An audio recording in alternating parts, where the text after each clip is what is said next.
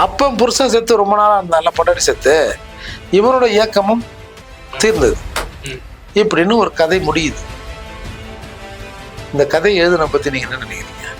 மிகவும் அருவருப்பா மனித இனத்திற்கு எதிரான ஒரு அந்த கருத்தை எழுதியவர் கருணாநிதி. திருக்குறளுக்கு உரையெல்லாம் எழுதியிருக்காரு கலைஞர். திருக்குறளுக்கு என்ன உரை எழுதினாரு? முப்பாலுக்கு உரை எழுதினார?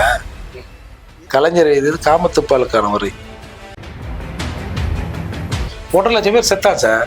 அப்போ சன் டிவியில கலைஞர் டிவியில இல்லையா மாநாட மயிலாட பார்த்து நமிதா அவர்கள் இவ்வளவு வனப்பும் செழிப்பும் வைத்துக்கொண்டு இவ்வளவு செழிப்போடு இருந்து எப்படி இவ்வளவு நளினமா ஆடுறாங்கன்னு நான் வியந்தேன் அப்படின்னு எழுதினப்பேன் நான். இறுதி கட்ட சார் எல்லாரும் அந்த ரசிச்சிருப்பா சார். இப்ப நமிதாவை பார்த்தா உங்களுக்கு ஆசை வராதா? ஐயாவுக்கு வராதா? இந்த பாருங்க சும்மா இந்த மாதிரி எல்லாம் எல்லாருக்கும் வரும்.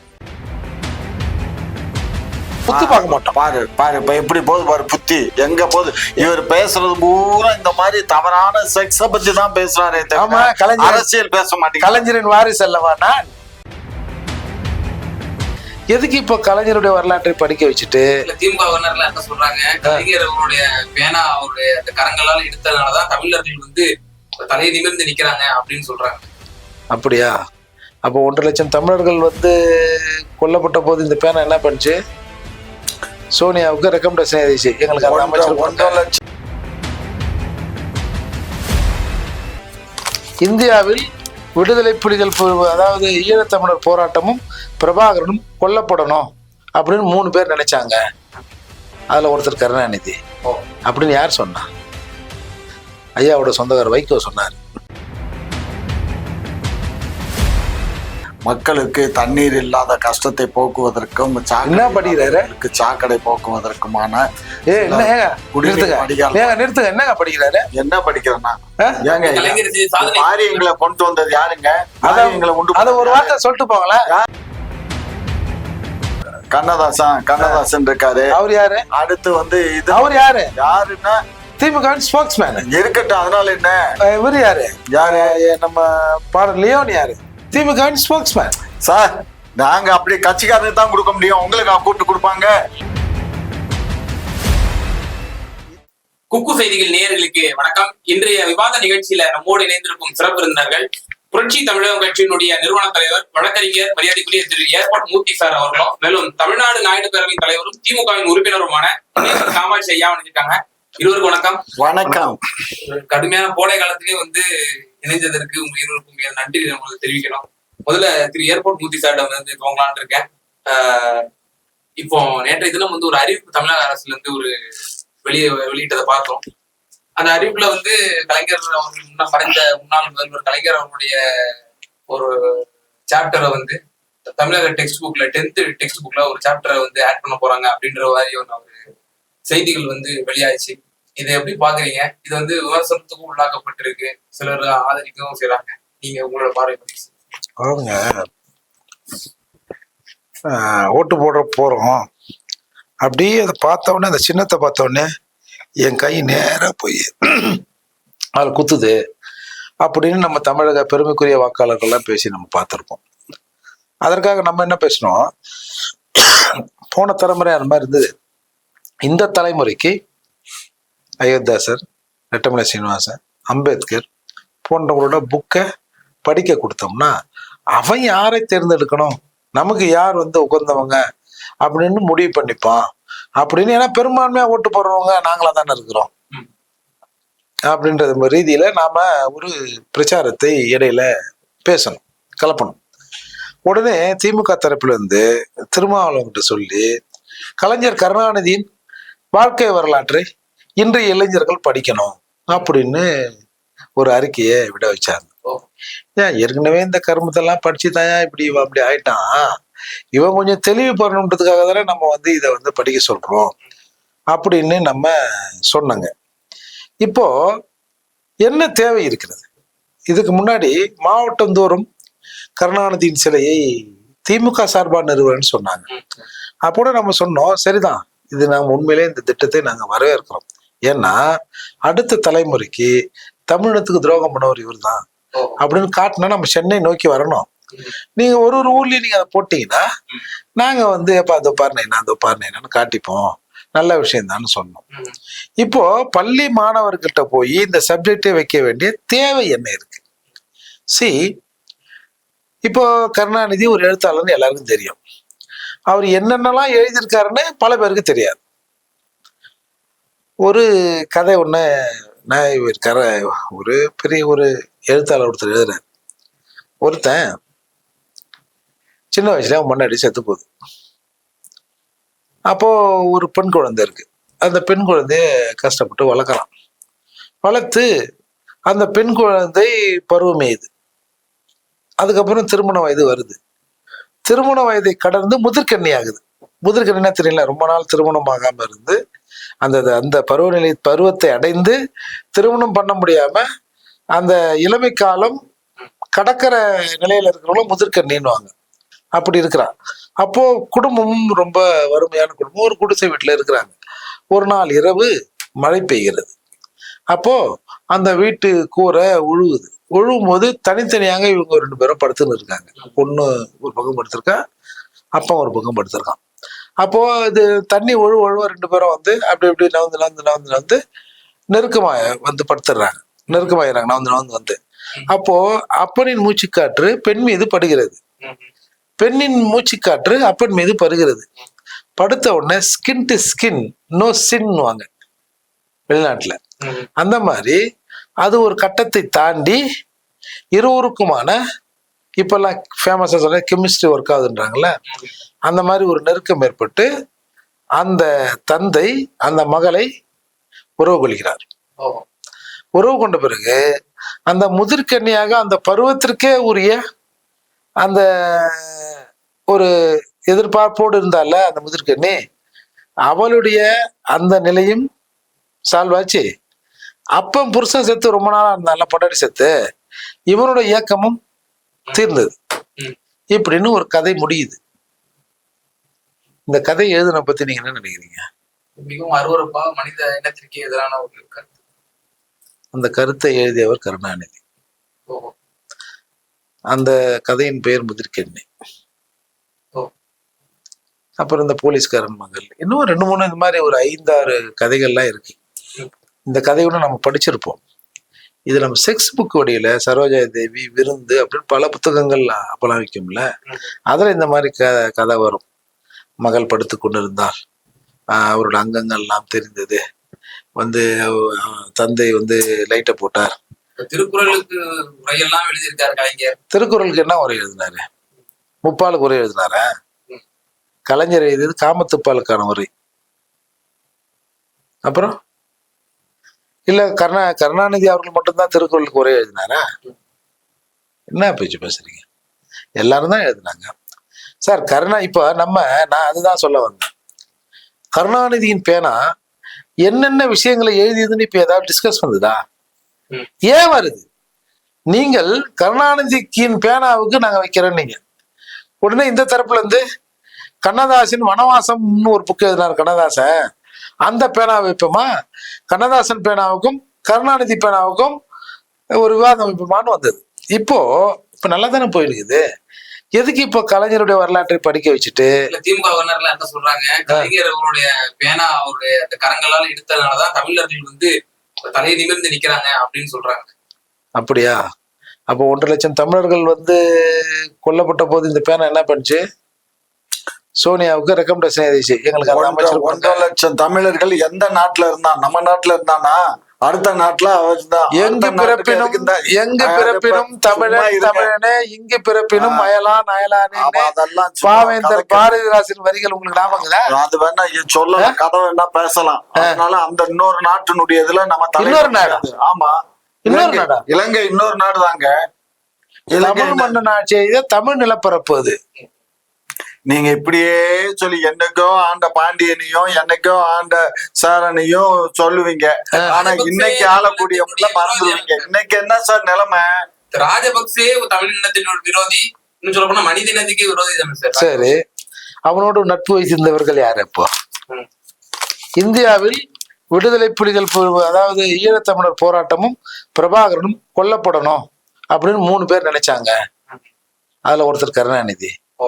அப்படின்னு யார் சொன்னா? ஐயாவோட சொந்தக்காரர் வைகோ சொன்னாரு.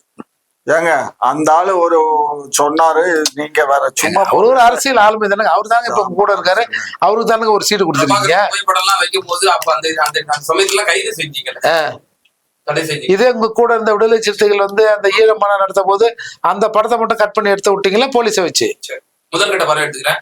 திரு காமாட்சி ஐயா, இது சம்பந்தமா வந்து அமைச்சர் ஜெயக்குமார், முன்னாள் அமைச்சர் ஜெயக்குமார் அவர்களிடம் வந்து இந்த கேள்வியை முன்வைக்கும் பொழுது அவர் என்ன சொல்றாரு, இந்த பிஞ்சு உள்ளதுக்கு ஏப்பா இதெல்லாம் வந்து நாங்க ஆட்சிக்கு வந்து அதெல்லாம் நீக்கிடுவோம், கருணாநிதி அப்படின்னு சொன்னா அந்த குழந்தைகள் கூட ஊழல் தான் வந்து மைண்ட்ல ஏறும் அப்படின்னு சொல்லி அவர் விமர்சனம் வச்சிருக்காரு. ஐயா கூட மறுப்பு. அதாவது கண்ணன், இந்தியாவில வந்து 1967 திராவிட முன்னேற்ற கழக ஆட்சிக்கு வந்து பேரறிஞர் அண்ணா வந்து ஆட்சி பொறுப்பை ஏற்று ஓராண்டு காலத்தில் உடல்நிலை சரியில்லாமல் அவர் தவறிய பின்பு நம்மளுடைய முத்தமிழறிஞர் டாக்டர் கலைஞர் அவர்கள் முதலமைச்சராக பொறுப்பேற்ற காலத்திலேயே உடனடியாக வந்து தமிழகத்தை முன்னேற்ற பாதையை நோக்கி செல்ல வேண்டும் என்பதற்காக பல்வேறு ஆளுமை மிக்க அதிகாரிகளை எல்லாம் கலைத்து ஆலோசித்து பல்வேறு தீர்மானங்கள் நிறைவேற்றப்பட்டு அந்த தீர்மானத்தின் அடிப்படையில் தான் பல்வேறு வாரியங்கள் அமைக்கப்பட்டது. இந்த பல்வேறு வாரியங்கள் அமைக்கப்பட்டதன் அடிப்படையில் தான் மக்களுக்கு தண்ணீர் இல்லாத கஷ்டத்தை போக்குவதற்கும் சாக்கடை போக்குவதற்குமான என்னங்க படிக்கிறாரு, என்ன படிக்கிறேன்னா ஏங்க வாரியங்களை கொண்டு வந்தது யாருங்க? வாரியங்களை ஒரு வார்த்தை சொல்லிட்டு போங்களேன். சொல்ல முடியும்? நான் நினைச்சேன் அந்த புத்தகத்துல வரப்போறது ஏற்கனவே இவர்கிட்ட கொடுத்துட்டாங்க பொழுது அத்தான் படிக்கிறாரு. பாருங்க என்ன நீங்க வாரியங்கள் இந்த கிளிஜோஸ் எல்லாம் போனோம்னா அவன் ஜென்ரல் ஃபார்மட் ஒன்று வச்சிருப்பான், கடகன்னு படிச்சுட்டு அப்புறம் அந்த சீட்ல இருக்கிற படத்தை பத்தி படிப்பான்ல, அந்த மாதிரி எல்லாம் இருக்கு. அப்படி எல்லாம் ஒண்ணு இல்ல. அதாவது வாரியங்கள் வந்து ஒவ்வொரு அவன் சொல்றான்னு சொல்லிட்டு, அதாவது வாரியங்களை தோற்றுவிச்சு குடிசை மாற்று வாரியம், குடிநீர் வடிகால் வாரியம், அதே மாதிரி ஒவ்வொன்றுக்கும், அதே மாதிரி நம்ம தொழில்துறைக்கு அதுக்கு ஒரு வாரியம், இப்படி பல்வேறு வாரியங்களை அமைத்து வாரி சுருட்டி கொண்டார்கள். அப்படியா? வகைகட்டதனமா பேசுகின்ற மனிதர்களுக்கு மத்தியில் என்ன ஏற்றம் அமர வைத்து கேள்வி. இப்ப வாரியத்துக்கு யார் தலைவர்? வாரியத்துக்கு தலைவர்கள் அமைக்கப்பட்டிருக்கு. யார் தலைவர்? யாரு இருக்காங்கல்ல தலைவர் சொல்லுங்க யாரு? இப்ப ஐஏஎஸ் ஐபிஎஸ் ஆபீசர்ஸ் இருக்காங்க. ஒரு சில வாரியங்களுக்கு யார் சேர்மன்? யார் அந்த தலைவர்? யாரு? பாடநூல் நிறுவனத்துக்கு வந்து நம்ம லியோனி, அவர் வந்து ஒரு ஆசிரியர், அதனால லியோனி. சரி. மனித உரிமை ஆணையத்துக்கு இருக்காரு நம்மளுடைய கண்ணதாசன் இருக்காரு. அவர் யாரு? அடுத்து வந்து இது அவர் யாருன்னா திமுக ஸ்போக்ஸ்மேன் இருக்கட்டும். அதனால என்ன? இவர் யாரு? நம்ம பாடல் லியோன் யாரு? திமுக ஸ்போக்ஸ்மேன். சார் நாங்க அப்படி கட்சிக்காரனுக்கு தான் கொடுக்க முடியும், உங்களுக்கு கூப்பிட்டு கொடுப்பாங்க? உங்களுக்கு சார் அந்த பொறுப்பை கொடுக்க முடியும்? என்ன பேசுறீங்க? இது ஒரு பெருமையா இருக்கு. இந்த பாரு, வாரியம் வந்து இதுக்கு வந்து ஒரு ஸ்பெஷல் ஆபீசர் சொல்லிட்டு அதுக்கு ஒரு ஐஏஎஸ் ரேங்க்ல ஒரு அதிகாரி இருப்பாரு. ஐஏஎஸ் ரேங்க்ல இருக்கிறதுக்கு இதுக்கு தலைவருங்கிற பொறுப்புக்கு தான் இது சேர்மன், தலைவர் பொறுப்பு, அவ்வளவுதான். இது அவங்க தலைமையில 2 ஆண்டுக்கு அல்லது 3 ஆண்டுக்கு இயங்கக்கூடியது. குடிசை மாற்று வாரியம் இருக்கு, அதே மாதிரி ஹவுசிங் போர்டு இருக்கு. ஹவுசிங் போர்டுக்கு ஒரு தலைவர் போட்டாங்க. கலைஞர் அவர்கள் வந்து கிட்டத்தட்ட 18-19 ஆண்டுகள் வந்து இந்த தமிழ்நாட்டை ஆண்டு இருக்காரு. என்ன சாதனை செஞ்சாங்க? விவசாய நீ குடிசை மாற்று வாரியத்துல பல லட்சக்கணக்கான வீடுகள் கட்டப்பட்டது. அன்றைக்கு தமிழகத்தை சென்னை மாநகரம் எங்க பார்த்தாலும் குடிசைகளும் எல்லாமே 40,000 குடும்பங்கள் சும்மா இருக்கின்ற மண்ணின் மைந்தர்கள் சென்னையை விட்டு அப்புறப்படுத்தப்பட்டு ஒரு 40 கிலோமீட்டர் தாண்டி கண்ணகி நகர், கரமாந்திர நகர்னு போட்டு இங்க பாருங்க மிச்சம். இதெல்லாம் இங்க பாருங்க, இதெல்லாம் அப்படித்தான். நீங்க எல்லாமே சென்னைக்கு போனா பொழைச்சுக்கலான்னு எல்லாம் சென்னைக்கு வர்றான். வந்தவெல்லாம் இங்க இருப்பானா? இந்த மண்ணின் மைந்தர் வந்து இங்க இருந்தா டிஸ்டர்ப் பண்ணி எங்களை தூக்கி வெளியே போடுவாங்க. எல்லாத்தையும் எடுத்துதான் இப்ப எல்லாத்தையும் கண்ணகி நகர் இருக்கு. அதே மாதிரி அதாவது ஏழை எளிய மக்கள் வாழ்ந்த இடத்தை இடிச்சிட்டு கொளுத்திட்டு பண்ணிங்க நடக்கிறதுக்கு பாதை போடுவாங்களாம். கொடுத்தவெல்லாம் வள்ளுவர் கோட்டத்துல இருக்க அந்த குடிசை மாற்று வாரிய வீடுகள்லாம் அங்க இருக்கு. அதே மாதிரி இப்ப இதுல வந்து நமக்கு பாரிஸ்ல பல்லாயிரக்கணக்கில் வந்து இப்ப செம்மஞ்சேரி, கண்ணகி நகர், பெரும்பாகத்துல வீடு கட்டினீங்கல்ல? கட்டி இருக்கோம்ல. ஏங்க எங்களை அங்க போட்டீங்க? அப்புறம் அங்க போடாம எங்க போற? நகருக்குள்ள இடம் வேணும்ல. நாங்க இருந்தோம்ல, நீங்க கொடுக்க வேண்டியதானே? ஏங்க நீங்க என்ன ஆத்தோரத்துல தானே இருந்தீங்க? ஆமா, ஆத்தோரத்துல தள்ளி கட்டி கொடு. எது ஆ. ஆத்தோரத்துல ஏங்க, எங்க இடம் ஒருத்தர் இருக்கு? நடக்கிறதுக்கு வந்து அந்த நடந்து போற நீங்க பாதை இந்த மாதிரிலாம் போடுறீங்களா? பேசாதீங்க. ஆத்தோரத்துல எங்க இடம் இருக்கு? குடிசை மாற்று வாரியமா இது குடியை கெடுக்கிற வாரியமா அப்பயே விமர்சனம் வந்து ஆமா, வரும் வரும் வரும். உங்க மாதிரி யாராவது குடிச்சு போட்டு பேசினாதான் அந்த பேச்சு வரும். இதெல்லாம் தவிர்க்கணும் இந்த மாதிரி வார்த்தைகள்லாம். மூர்த்தி சார் திமுகவினர்லாம் என்ன சொல்றாங்க அப்படின்னா, எங்க கலைஞர் செய்யாத சாதனையா 69ல நாங்க எங்க கலைஞர் ஆட்சி வந்த பிறகுதான் வந்து தமிழகத்திலே மறுமலர்ச்சி ஏற்பட்டுச்சு அப்படின்னு சொல்லி பல விஷயங்கள் வந்து பட்டியலிடுறாங்க. இங்க பாரியா, மே தினத்துக்கு அரசு விடுமுறையோட சம்பளத்தோட அரசு விடுமுறை மே தினத்துக்கு. அதே மாதிரி சிலை வைப்பும் அதே மாதிரி வள்ளுவருக்கு சில வள்ளுவர் கோட்டை அமைச்சது அவரு. இங்க பாருங்க, குடிநீர் ஒரு அம்மா பல்வேறு ஒரு அம்மா குளிப்பாட்டுவா வாட்டர் டேங்க் முடிச்சிட்டோம், அது பட்டியலிட்டோம். யாரையாங்க பைத்தியக்கார பட்டியலுங்க அது? என்ன பைத்தியக்காரர் உள்ளதை சொன்னாக்கா உங்க ஒரு அம்மான்னா ஒரு குழந்தை குளிப்பாட்டுவா, சோப் போடுவா, தலைவாருவா, பவுடர் போடுவா, ட்ரெஸ் மேட்ச் விடுவா. இதெல்லாம் அடிப்படைங்க. ஒரு முதலமைச்சரா இதெல்லாம் செய்யணுங்க. அதை விட்டுட்டு என் புள்ளைய நான் எப்படி தெரியுமா படிக்க வச்சேன், அது வந்து பெருமை. இதெல்லாம் சாதாரண கலைஞர் அவர்கள் ஆட்சியத்துல வந்து தமிழ்ல வந்து தனித்துவமா விளங்கி இருக்கு. அதுல பல விஷயங்கள் சொல்றாங்க. இப்ப கை ரிக்ஷாவை வந்து நம்ம 69 இப்போ வரைக்கும் வந்து வட மாநிலங்கள்லாம் வெஸ்ட் பெங்கால் போன்ற மாநிலங்கள்லாம் இன்னும் இருக்கு. முற்போக்கு சிந்தனையா நம்ம அப்பவே ஒழிச்சிட்டோம் அப்படின்றாங்க. போதும் நான் அதுக்கு பதில் சொல்லிடுறேன். சத்தியவாணி முத்து அமைச்சராக இருந்த போது சென்னை நகர்ல போக்குவரத்து நெரிசல் ஏற்படுது. ஏன்னா பஸ் எல்லாம் போகுது இல்ல. அப்போ இந்த கைவண்டி ரிக்ஷாக்கள் வந்து ரோட்ல பயணிக்கிற போது போக்குவரத்து டிராபிக் ஜாம் ஆகுது, பஸ் போக முடியல. அதால போக்குவரத்து துறையில இருந்து சத்தியவாணி ஆதிரானோட துறைக்கு ஒரு மகஜர் அனுப்புறாங்க. என்னன்னு, இந்த மாதிரியான இடத்துல வந்து இப்ப டிஸ்டர்ப் ஆகுது, நீங்க இவங்களுக்கு வந்து இந்த கை ரிக்ஷாவுக்கு பதிலா மிதிக்கிற ரிக்ஷா, சைக்கிள் ரிக்ஷாவை கொடுக்கறதுக்கு நீங்க ஆவணப்படணும். ஏன்னா இதை ஓட்டுறவங்க பெரும்பான்மையான உங்க சமூகத்தை சேர்ந்தவர்கள், அதால உங்க துறையின் கீழே வந்து இதை நீங்க கொடுக்கணும் அப்படின்னு பேங்க் ஆஃப் மதுரா அவங்க என்ன பண்ணா, நாங்க நிதி உதவி தரத்துக்கு தயாரா இருக்கணும்னு சொல்றாங்க. அப்போ இந்த அம்மா ஒரு ப்ரொபோசலை ரெடி பண்ணி அதை முதல்வர் ஒப்புதலுக்கு போகுது. முதல்வர் இதை பார்த்த உடனே, ஆனா நல்ல ஸ்கீமா இருக்குதே, சரி அப்படியே வைங்க அப்படின்னு வச்சுட்டு தன்னுடைய பிறந்த நாளில் தானே இதை கண்டுபிடித்தது அறிவித்தார். நாங்களும் அந்த நேரத்தில் கைத்தட்ட வேண்டிய சூழ்நிலையில் இருந்தோம். சத்தியவாணி அம்மா எழுதியிருக்காங்க. சொல்லுங்க, இப்ப கை ரிக்ஷாவை இவர் கை வண்டி ஒழிச்சு லெப்ட் ரிக்ஷா வேலை கொடுத்தாரா, ரைட்டு ரிக்ஷா வேலை கொடுத்தாரா, நீங்க சொல்லுங்க. அதால அது நல்ல திட்டம், அதை வந்து நிறைவேற்றினார். ஆனா அது அவரோட கண்டுபிடிப்பு இல்லை. அதுக்கு முன்னாடி இவ்வளவு ப்ராசஸ் இல்ல, பிறர் கண்டுபிடித்து அதை இம்ப்ளிமெண்ட், அது அவங்க எங்க துறையினுக்கே நாங்க இம்ப்ளிமெண்ட் பண்றதுக்கு ஒரு ப்ரொபோசல் வைக்கிறாங்க. அதை குறைஞ்சபட்சம் அறிவிக்கிற போது, நான் என்னோட பிறந்த நாளை இதை அறிவிக்கிறேன், இந்த திட்டம் நம்ம சத்தியவாணி முத்து அவர்களால் முன்மொழியப்பட்டதுன்னு கூட ஒரு வார்த்தை சொல்லலாம் இல்ல. அதுக்காக சொல்ல வரேன். இல்லங்க, விவசாயிகளுக்கு இலவச மின்சாரம் யார் கொடுத்தா? சரி, விவசாயிகளுக்கு இலவச மின்சாரம். அதே மாதிரி 33% வந்து பெண்களுக்கு வந்து ஒரு இடஒதுக்கீடு ஒரு கலைஞர் சொல்றாங்க. எப்போ சார்? எப்ப சட்டம் முன்வடிவு வர்றதுக்கு முன்னாடியே, சட்டம் வடிவம் வர்றதுக்கு முன்னாடியே உள்ளாட்சி துறையில 33%. இப்ப பார்லிமெண்ட்ல கொடுத்துருக்காங்க, எம்எல்ஏ எலெக்ஷன்ல கொடுத்துருக்காங்க. எது எம்எல்ஏ எலெக்ஷன் இல்ல, உள்ளாட்சிக்கு இப்ப 50%. தொகுதி மறுசீரமைப்புக்கு பிறகு இது நடைமுறைப்படுத்த 2026 முன்னாடி நான் பண்றேன்னு 2024 தேர்தல் அறிக்கையில கொடுத்துருக்காங்க. அப்படிதானே? 33% உள்ளாட்சி துறைகளை நீங்க கொடுத்தேன்னு சொல்றீங்க. எனக்கு அதுக்கான புள்ளி விவரம் இல்ல இருக்கு. சரி இருக்கட்டும். அப்படின்னா கட்சி மாவட்ட செயலாளர்ல அமைச்சரவையில அவன் தேவையில்லையா? தேவையில்லையா? எப்படியா இருந்தாலும் பிராக்டிகலா இதெல்லாம் காது கேட்குது. எப்படியா இருந்தாலும் பிராக்டிகலா உள்ளாட்சி நிர்வாகத்தில் பெண்கள் இருந்தா அதை வந்து நிர்வகிக்க பண்றது ஆண்கள் தான். இது எழுதப்படாத சட்டம்.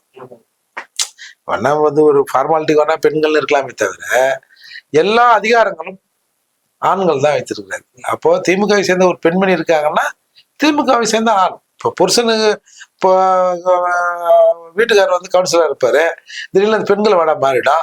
இல்ல இந்த கட்சியிலேயே இருக்கிற யாராவது ஒரு பெண்ணுக்கு கொடுங்க. கலைஞர் செய்த ஒரு திட்டங்கள்லாம் வந்து நீங்க ஏற்க உங்க மனம் மறுக்கிறதுக்கு ஒரு சாயம் பூசிடுறீங்க சார். எனக்கு நீங்க ஒரு அம்பேத்கர் சார், அம்பேத்கர் பேர்ல லாக்கல் யூனிவர்சிட்டியை ஓபன் பண்ணது நல்ல விஷயம் தான். அது மூர்த்தி என்ன சொல்லிதான் அது வந்தது. பூவேமூர்த்தியை சொல்லி அது வந்தது. அந்த கோரிக்கையை முன்வைத்தார். சார் சமத்துவபுரம் யார் பண்ணது? இப்போ அப்படியே வாயில எதனா வந்துரும் வாயில. உங்களுக்கு சமத்துவபுரங்கிறதுங்க என் வீட்டு காசு எடுத்து என் காசுல எல்லாருக்கும் வீடு கட்டி தரதுதான். இது என்னங்க சமத்துவபுரம்? இப்ப வள்ளுவர் கூட 130 அடி செலவெல்லாம் வச்சிருக்காரு கலைஞர். நல்ல விஷயம் தான். என்ன பண்ணலாம் இப்போ? தமிழக நல்ல விஷயம் தாங்க. தமிழின துரோகி அது நாங்க எதுக்கு தமிழ துரோகின்னு சொல்றது தெரியுங்களா? 1.5 லட்சம் பேர் செத்தான் சார். அப்போ சன் டிவில, கலைஞர் டிவில இல்லையா, மாநாட மயிலாட பார்த்து நமிதா அவர்கள் இவ்வளவு வனப்பும் செழிப்பும் வைத்துக்கொண்டு இவ்வளவு செழிப்போடு இருந்து எப்படி இவ்வளவு நளினமா ஆடுறாங்கன்னு நான் வியந்தேன் அப்படின்னு எழுதின பேனால் சார். எல்லாரும் அந்த ரசிச்சிருப்பான் சார். இப்ப நமிதாவை பார்த்தா உங்களுக்கு ஆசை வராதா? ஐயாவுக்கு வராதா? இந்த பாருங்க, சும்மா இந்த மாதிரி எல்லாம் எல்லாருக்கும் வரும். இருந்தாலும் நம்ம என்ன நினைப்பா, ஒரு வெளியில சொல்றத கொஞ்சம் அடக்கி வாசிப்போம்ல. ஓரக்கண்ணால் பார்ப்போம். மெட்ராஸ்ங்கிற பேரை சென்னைன்னு மாத்துனது யாரியா? மெட்ராஸ் ஓரக்கண்ணால் பார்ப்போம், உத்து பார்க்க மாட்டோம். பாரு பாரு இப்ப எப்படி போகுது பாரு புத்தி, எங்க போகுது. இவர் பேசுறது பூரா இந்த மாதிரி தவறான செக்ஸ பத்தி தான் பேசுறாரு. ஆமா, கலைஞர் அரசியல் பேச மாட்டேங்க. கலைஞரின் வாரிசு அல்லவா நான்? அதுக்காக இப்படியா? ஆமா, சும்மா இதெல்லாம் பண்ணாதீங்க. இங்க பாருங்க, நமக்கு அதே மாதிரி இன்னைக்கு சென்னையில நமக்கு நீண்ட நாள் போராட்டம் நடந்துகிட்டு இருந்தது. நமக்கு ஹைகோர்ட் பெஞ்ச் மதுரைக்கு வேணும்னா ஹைகோர்ட் பெஞ்ச் மதுரைக்கு வந்தது. இதெல்லாம் அனைத்து சாதியினரும் அரசியலாகலாம் அப்படின்ற சட்டமும் கொண்டு வந்து கலைஞர் தானே அப்படின்றாங்கல்ல. கேரளாவுல இதை முதல்ல இம்ப்ளிமெண்ட் பண்ணிட்டான். இப்ப எல்லாரும் அர்ச்சகர் ஆகிறது பிரச்சனை இல்லை சார். எல்லாரும் கோயிலுக்குள்ள போகணும். அது நடக்குதா?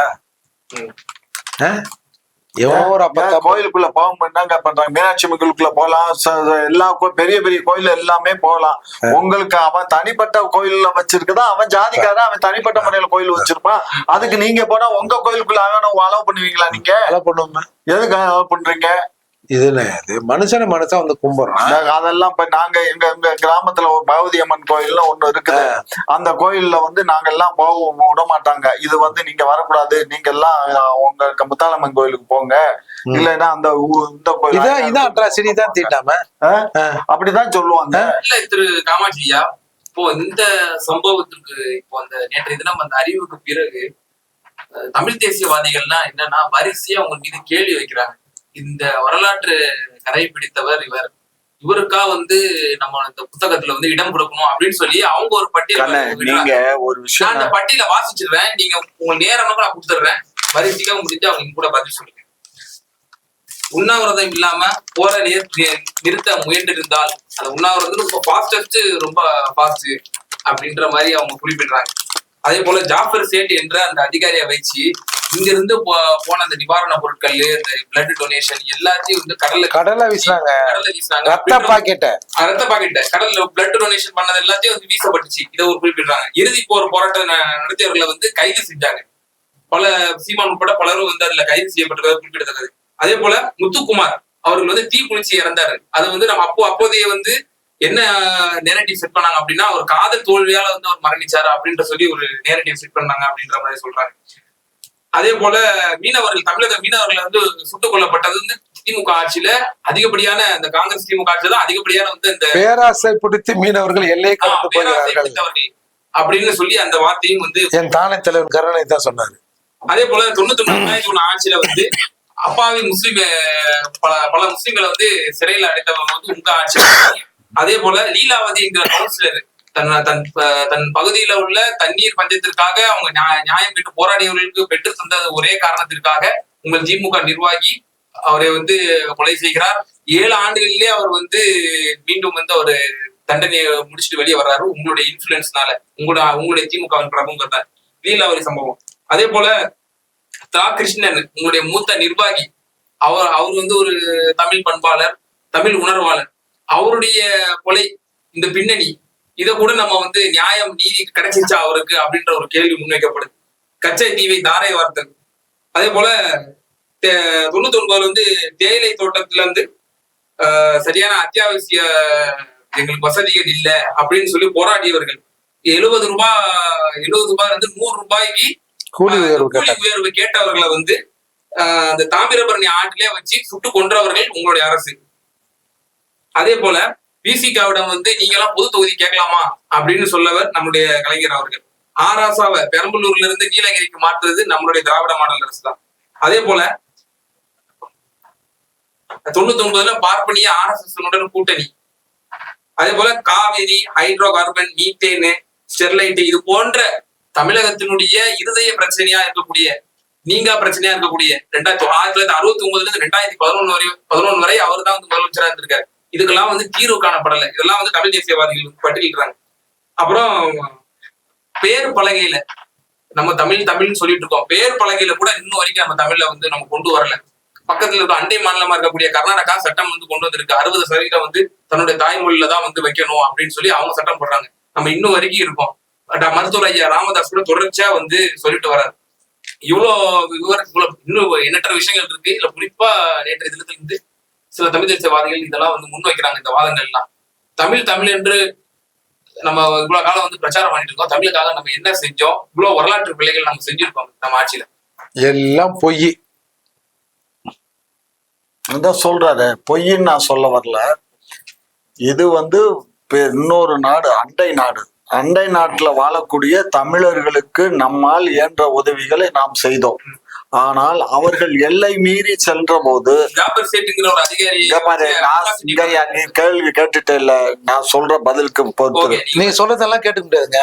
அண்டை நாட்டில் நடைபெறுகின்ற அந்த இயக்க போராட்டம், தனி நாடு கேட்டு நடந்த போராட்டத்திற்கு நம்மளுடைய ஒன்றிய அரசு அப்பொழுது பல்வேறு நடவடிக்கைகளை எடுத்தது. அதே போன்று நம்மளுடைய இராணுவமும் அங்கே அனுப்பப்பட்டது. ஆனால் அவற்றை எல்லாம் அவர்கள் ஏற்றுக்கொள்ள மறுத்து நாம் திரு பிரபாகரன் அவர்கள் எங்களுக்கு தேவை, எங்களுக்கு தனி நாடு சுதந்திரம், தனி நாடு வேண்டும் என்று ஒரே கோரிக்கையின் அடிப்படையில் அவர் போராடியதன் காரணமாகத்தான் அன்றைக்கு நாம் தனி மாகாணமாக பெற்றுக்கொள்ளுங்கள், தனி நாடு என்று வைக்க வேண்டாம் என்று கலைஞர் அவர்கள் பலமுறை எடுத்துரைத்தார்கள். அவர்கள் எழுதிய கடிதங்களும் இருக்கின்றன. இவ்வாறெல்லாம் பேச்சுவார்த்தைகள் நடந்த போதும் கூட அவர் இறுதிக்கட்ட போரிலே இது நடக்கக்கூடாது, இந்த அட்ராசிட்டி என்று சொல்லி அதற்காக உண்ணாவிரதம் வந்து இருந்தபோது அப்போது இருந்த ஒன்றிய அரசு நயவஞ்சகமாக இவர் வயதானவர், இவர் உண்ணாவிரதம் இருந்தால் ஏதாவது ஆகிவிட்டால் என்ன செய்வது என்று நாங்கள் பார்த்துக்கொள்கிறோம், தயவு செய்து நீங்கள் வந்து உண்ணாவிரத்தை முடித்துக் கொள்ளுங்கள் என்று சொன்ன காரணத்தினால் அவர் அன்றைக்கு உண்ணாவிரத்தை முடித்துக் கொண்டு வீட்டுக்கு வந்தார். தமிழர்கள் தன்னெழுச்சி பெற்று நாங்க மீட்டுருவோம்னு சொல்லி போராட்டங்கள்லாம் வந்து நடந்துச்சு இல்லையா? அப்போ உங்க காவல்துறை என்ன பண்ணிச்சு? அதை அலோ பண்ணிச்சு அந்த போராட்டங்கள்? ஒரு விஷயம் புரிஞ்சுக்கோ, அந்த அண்டை நாட்டுல நடக்கக்கூடிய பிரச்சனையை முன் வச்சு அன்றைக்கு திராவிட முன்னேற்ற கழக அரசை கலைக்கிறதுக்குரிய எல்லா ரவுடிசத்தையும்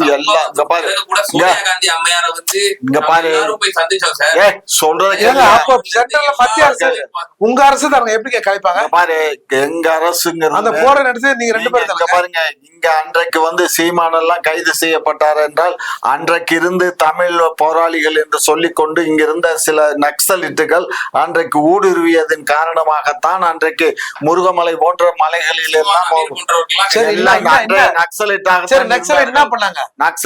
அன்றைக்கு வந்து பயங்கரமான தீவிரவாத செயல் என்ன பண்ணாங்க, என்ன பண்ணல, எங்கன்னா குண்டு வச்சாங்களா, ரயில கத்தாங்களா, 10,000 பேர் வந்து சாகடிச்சாங்களா? எல்லா வேலைகளும் தடுத்து நிறுத்தப்பட்டது.